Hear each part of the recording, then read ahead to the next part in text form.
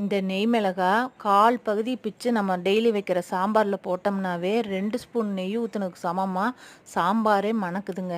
ஒரு பழம் 50 ரூபா 40 ரூபா அந்த மாதிரி சீட்ஸ்க்காக இப்போ விற்க ஆரம்பிச்சிட்டாங்க. பழம் கிடச்சிதுன்னா சீட் கலெக்ட் பண்ணி டெரஸ் கார்டனில் வச்சுக்கோங்க. டெய்லி சாம்பார் மணக்கட்டும்.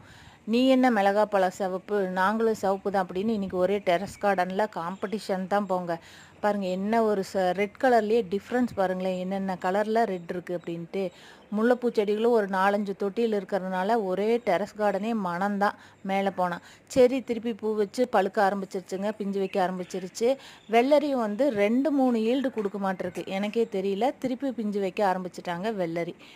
செண்பகப்பூவு, சம்பங்கி இதெல்லாம் வீட்டுக்கிட்ட இருந்தாவே நல்ல மணமாக இருக்குங்க. அது மலர்ந்துச்சு அப்படின்னா அந்த பக்கமே மணமாக இருக்கும். இந்த மாதிரி அகலமான டப்பாவில் வச்சுட்டாவே ரெகுலராக பூக்கள் கிடைக்குங்க. என்ன ஒரு கலர்னு நீங்களே பாருங்களேன்.